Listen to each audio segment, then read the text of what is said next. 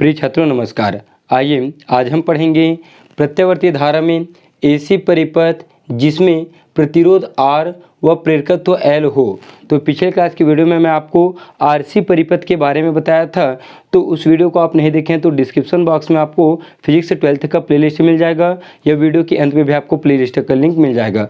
उसे क्लिक करके आप उस वीडियो को देख सकते हैं। और यदि आप हमारे चैनल पर नए हैं तो चैनल को सब्सक्राइब जरूर करें, साथ ही साथ बेल आइकन को भी प्रेस कर लीजिए, जिससे हम इसी तरह के नए नए वीडियो अपलोड करेंगे तो उसका नोटिफिकेशन सबसे पहले आपको मिल जाएगा। तो आइए स्टार्ट करते हैं। प्रत्यावर्ती धारा एसी परिपथ में आर व एल परिपथ हो। तो देखिए ये परिपथ मैं दिया हूँ, ठीक। क्या है परिपथ का नाम, क्या होगा भाई? परिपथ का नाम क्या होगा? परिपथ का नाम हम लिख सकते हैं एल आर युक्त परिपथ, ठीक। एल आर युक्त परिपथ, यह है परिपथ का नाम। इसमें क्या करते हैं हम, जिस तरह से अभी पढ़ते हुए आ रहे हैं सेम उसी तरह से ये भी होता है। तो प्रतिरोध R और प्रेरकत्व L को प्रत्यावर्ती धारा स्रोत के साथ श्रेणी क्रम में जोड़ देते हैं। जब हम इसमें प्रत्यावर्ती धारा प्रवाहित करते हैं तो धारा क्या होती है, R में भी जाता है और L में भी प्रवाहित होती है।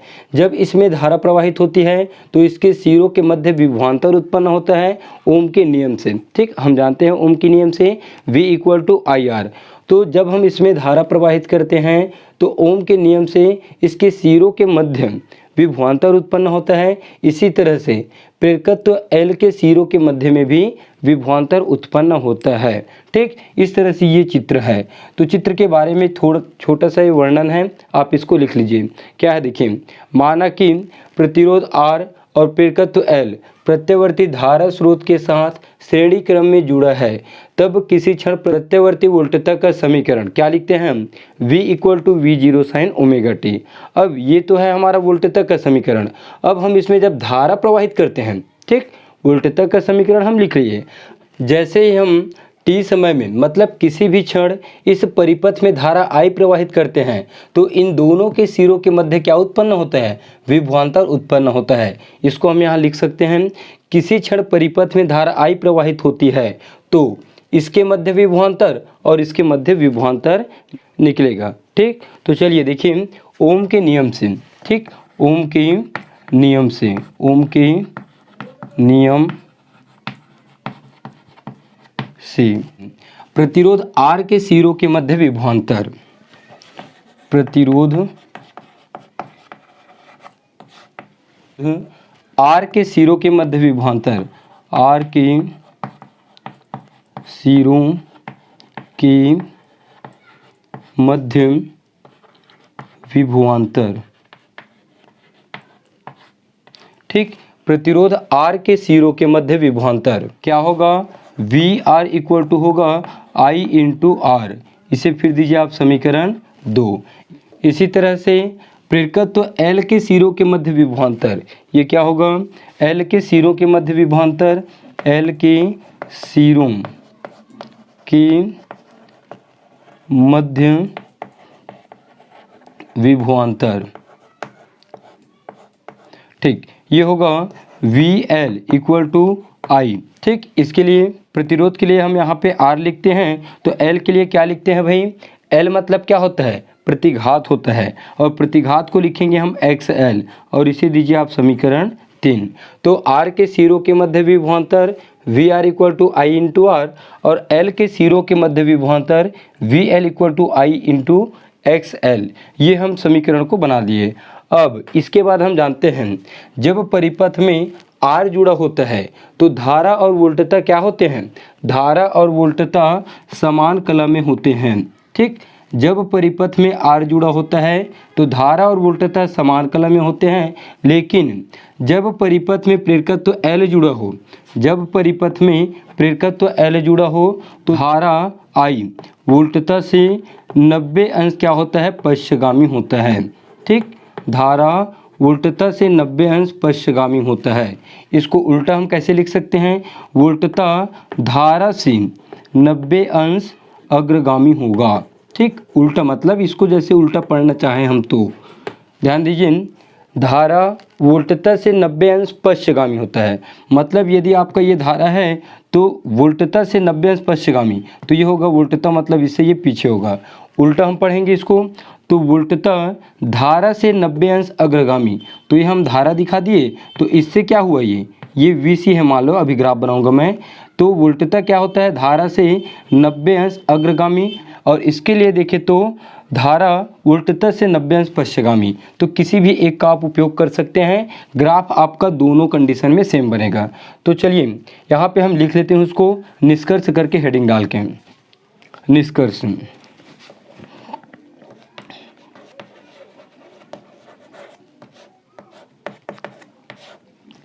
AC परिपथ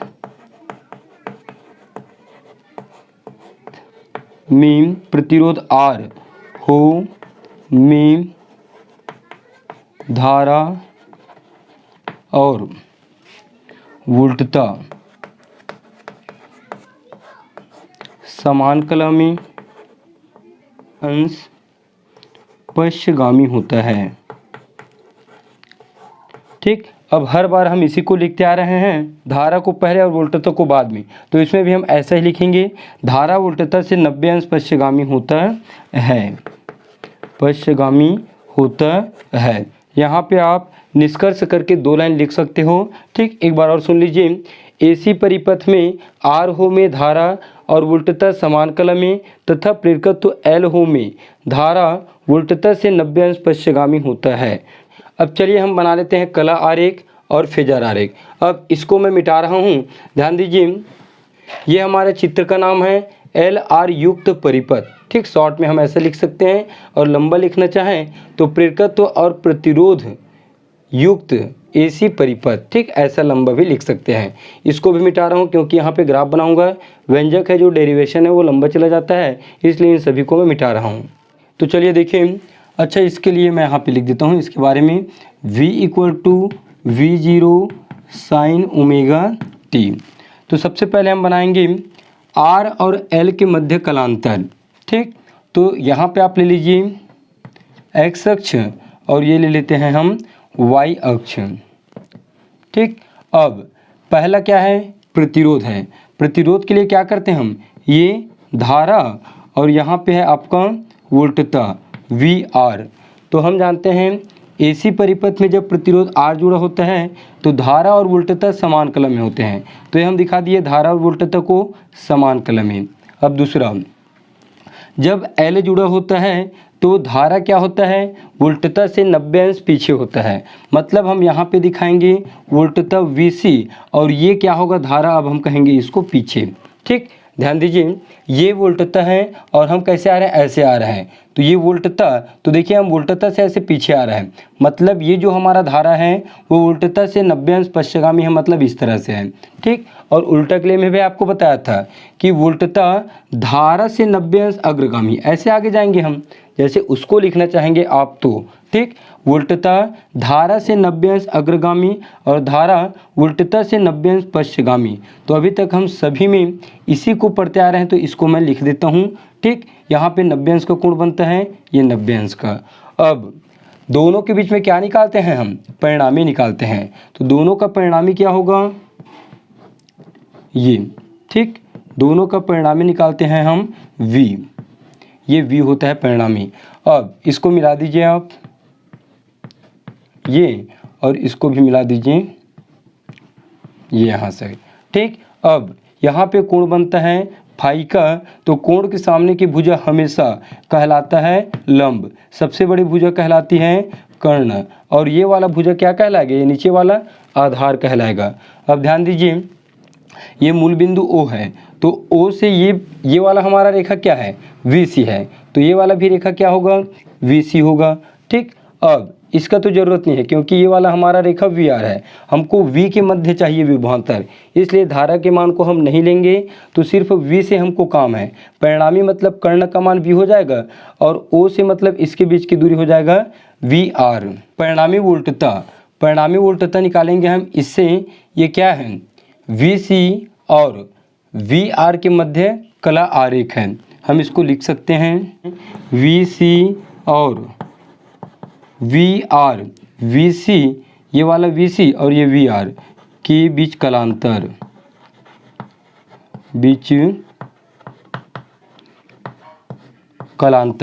VC और VR के बीच कालांतर। चलिए फेजर आरेख भी बना देता हूँ, उसके बाद मैं सीधा सीधा आपको परिणामी वोल्टता और जो भी निकलता है उस सभी को निकाल के दिखाता हूँ। तो ये हम ले लेते हैं, ये x अक्ष ले लीजिए और ये ले लीजिए आप y अक्ष। अब ध्यान दीजिए, चित्र को हम क्या करते हैं, चित्र हमारा किस तरह से है, चित्र हमारा इस तरह से है, ठीक इस तरह से। तो हम क्या करते हैं, इसको ऐसे मोड़ते हैं। तो हम चित्र को क्या करते हैं, ऐसे धीरे से घुमा देते हैं। तो ये VR क्या हो जाएगा, VR है वो यहाँ पे आ जाएगा, ठीक ये VR हो जाएगा। और VR जो है ये चित्र देखिए ऐसा है, ठीक इस तरह से है। तो इसको हम क्या करते हैं, ऐसे घुमाते हैं, तो ये VR होगा।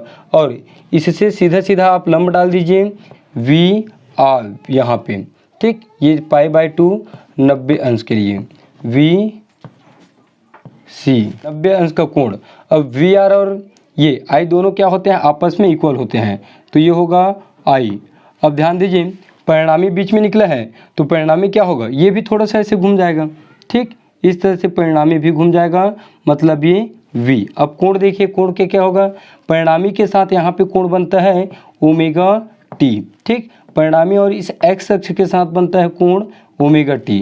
और VR और परिणामी के मध्य कोण बना है फाई, ठीक ये VR और ये परिणामी इसके मध्य कोण बना है, मतलब ये वाला कोण बना है, मतलब ये वाला कोण बना है ये फाई। इस तरह से ये होता है फेजर आरेख।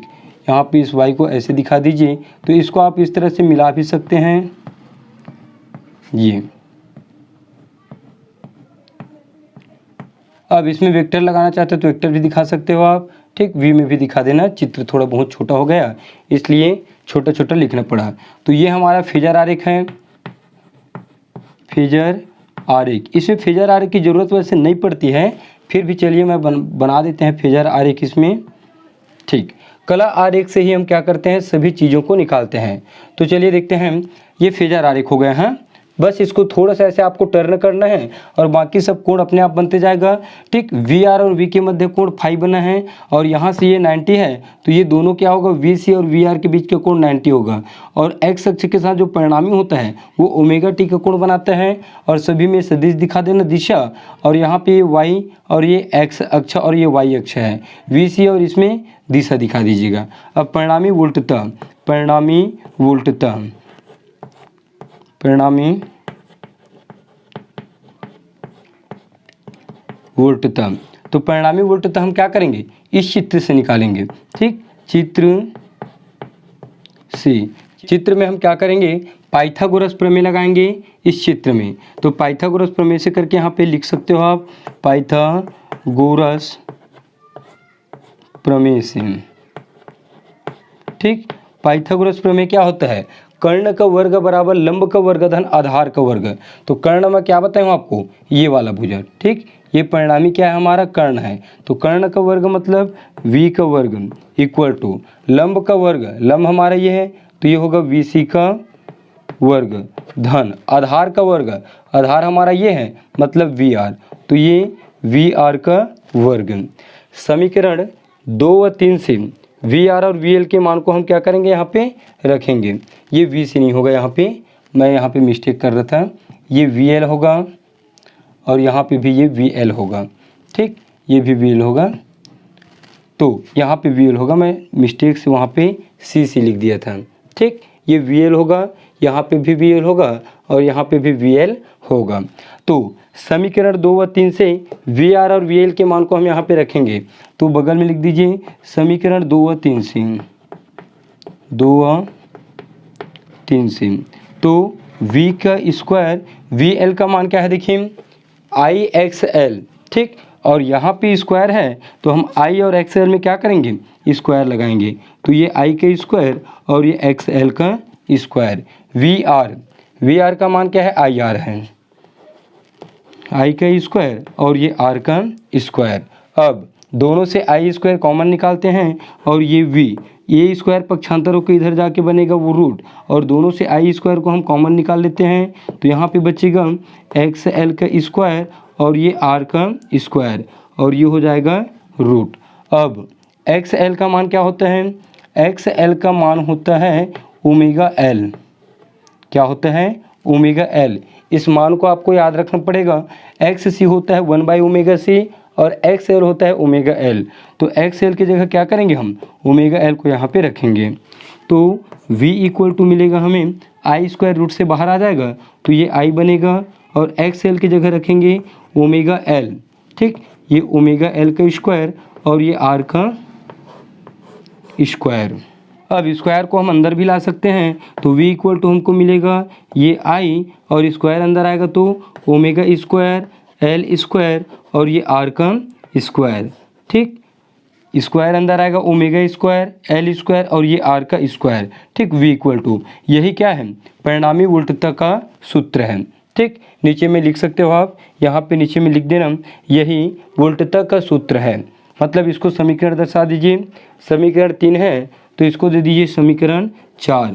मतलब समीकरण 4 आपका वोल्टता के लिए सूत्र है, परिणामी वोल्टता के लिए। समीकरण 4 से, तो समीकरण 4 से हमको क्या चाहिए, प्रतिबाधा। तो ये होगा आई पक्षांतर करिए, v के बटे में डालिए आई को, तो ये होगा v बटे I equal to root omega square L square और ये आर का स्क्वायर। ठीक, अब v बटे आई, ओम के नियम से v बटे आई क्या होता है, प्रतिरोध R होता है। ठीक, क्या होता है, v बटे आई प्रतिरोध R होता है। तो इसको भी, ये भी तो क्या है, एक तरह से प्रतिरोध ही है ना, प्रतिबाधा भी क्या है, एक तरह से प्रतिरोध है। तो प्रतिबाधा को हम Z से दिखाते हैं, तो v बटे आई की जगह लिखेंगे Z, और आर एल के लिए हैं तो ZRL करके ऐसे हम दर्शा सकते हैं पहचानने के लिए। और ये ओमेगा स्क्वायर और ये एल स्क्वायर और ये आर का स्क्वायर। तो ये जो हमारा समीकरण है इसको फिर आप दे सकते हो समीकरण 5। तो समीकरण 5 प्रतिबाधा के लिए अभिष्ट व्यंजक है। ठीक, अब निकालते हैं कलांतर।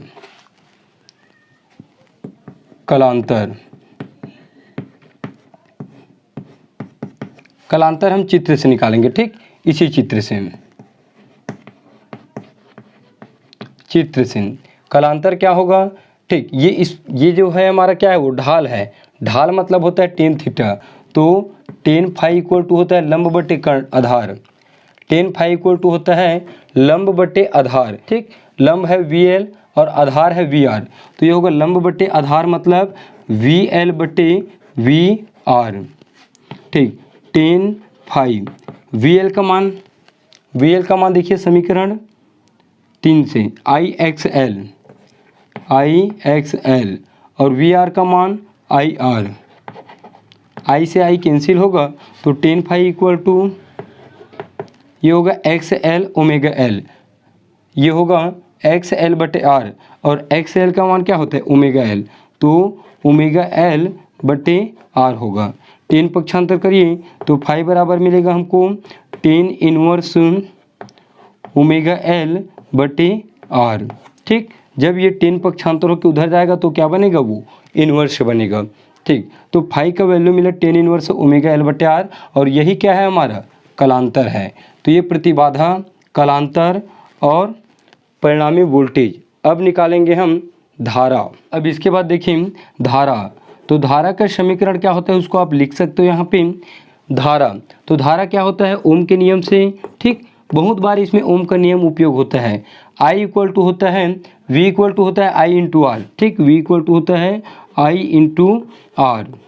तो I इक्वल टू क्या होगा, V बटे R। तो ये V और बटे में R आएगा। R क्या है, प्रतिरोध है, लेकिन हम क्या निकाल रहे हैं, प्रतिबाधा निकाल रहे हैं। तो R की जगह लिखेंगे हम V बटे R होगा यहाँ पे। तो ये होगा V बटे ZRL। ठीक, ZRL। अब समीकरण 5 से ZRL के मान को हम यहाँ पे रखेंगे। तो I इक्वल टू मिलेगा हमको V बटे root omega square L square और R का स्क्वायर। ठीक, ये हुआ धारा के लिए समीकरण। तथा करके लिख सकते हो। तथा अधिकतम मतलब धारा का शिखर मान क्या होगा, ये V की जगह लेंगे हम V0 और बटे ये होगा root omega square L square और ये R का स्क्वायर। ठीक, इस तरह से V0 बटे omega square L square plus R का स्क्वायर, ये शिखर मान है धारा का, और ये आपका सामान्य धारा है, प्रत्यवर्ती धारा। ठीक, तो इस तरह से इन सभी चीज़ों को आपको पढ़ना पड़ेगा, इन्हें आप अच्छे से समझ लीजिए और बढ़िया तैयारी कर लीजिए। और नेक्स्ट क्लास में पढ़ेंगे एलएसी परिपथ। क्या पढ़ेंगे? एलएसी परिपथ। ये परिपथ मोस्ट आईएमपी है पेपर के लिए, एलएसी परिपथ। इसके बाद का जो एक और आता है एलसीआर, वो तो बहुत ज़्यादा ही आईएमपी है। तो नेक्स्ट क्लास में पढ़ेंगे हम एलएसी परिपथ के बारे में। तो आज का वीडियो आपको अच्छा लगा तो लाइक करें और एक छोटा सा कमेंट भी कर दीजिए और अपने फ्रेंड लोगों को शेयर भी कर दीजिए। फिर मिलते हैं नेक्स्ट क्लास में नए वीडियो के साथ।